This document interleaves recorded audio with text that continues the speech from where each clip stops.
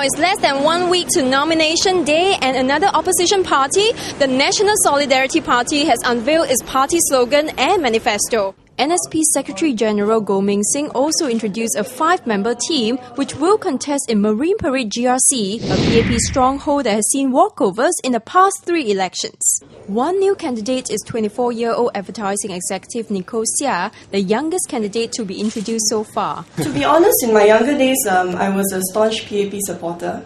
But when I went into university, I realized that things are not as simple as they seem. The rhetoric that's currently presented to us is simplistic. The causes are very linear, so if you do item A, you get item B, which now I see is not the case. There are always many different factors at play, and different policies will have different impact on different groups of people. And I think what we have failed to recognize is that where have we fallen short, and what can we do better? So I think as young Singaporeans, it is important to take ownership of this and to steer the direction for our country moving forward. Another new candidate is Spencer Ng, formerly a teacher and now a project director in the event industry. There have been a lot of comments that this is a patchwork of many rejects from other political parties. But just imagine that all these different groups of people from other parties coming together and we can work in perfect harmony.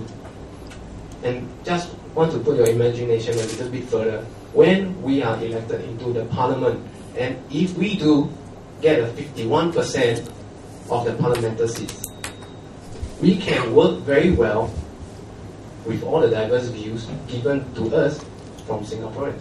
2 other candidates have contested in previous elections. They are 29-year-old warehouse assistant Abdul Salim Harun, who was part of the Workers' Party team which contested in Ang Mo Kio GRC in the 2006 election, and 60-year-old Cheo Chai Chen, an opposition veteran who was an elected MP for Nee Soon Central SMC in 1991. Prior to I joining to Workers' Party, I did not have any experience at all.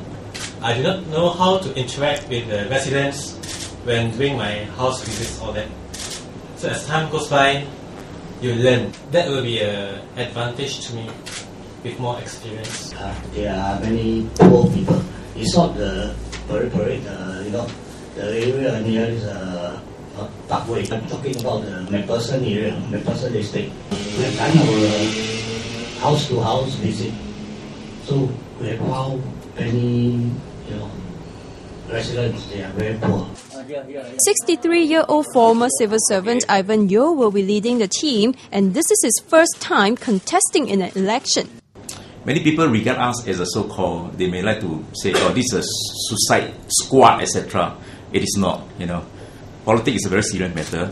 We move in, we want to fight, we want to have a very gentleman's competition with the PAP, and we vow to do our best. This is likely the last batch of candidates to be introduced by NSP. Meanwhile, the party also unveiled its party slogan, Your Voice, Your Choice, and its manifesto with a key focus on 6 areas.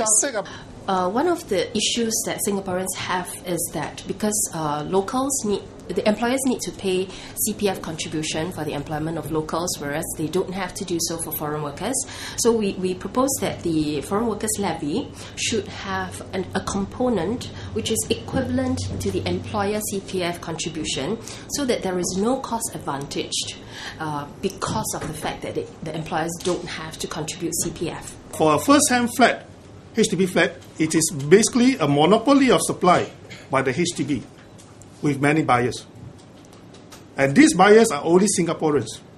It doesn't include PRs, it doesn't include upgraders. If the PAP government is serious and sincere enough to slow down, to actually solve the problem of fertility rate, it should fulfill its social obligation by giving our young Singaporeans a big ang pao in terms of a cheap HDB flats to allow them a head start in owning their first home when they get married. We believe that the increasing healthcare budget should be by 1.8 billion. We would like to build 4 more new hospitals in order to be able to increase the total number of beds by actually 20%. Another extra billion for operating subvention to actually subsidize healthcare spending. We can actually increase the amount of number of buses in SBS and SMRT by 25%. That's a whopping number. And so you can actually help to ensure that the you therefore provide actually a better service, right? And at the same time, by actually providing these buses, and because the government actually invests in it, you find that certainly we can actually ask for a rent to be paid, and that rent can actually be used to actually provide subsidies for weaker members of our society, and we could also examine the possibility of using it to subsidize transport for students as well.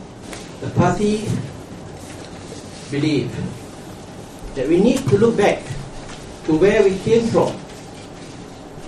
We need to bring back people like Unionist Devanaya, Ong Teng Cheong, Haji Mansur Sukaini. These are the people we believe who had passion, and they were not motivated by monetary gains. One of the ways to move forward is to ensure that the army is only deployed in Singapore, leaving the forwards defence strategy to be largely fulfilled by the Navy and the Air Force, supported by limited troops from the army.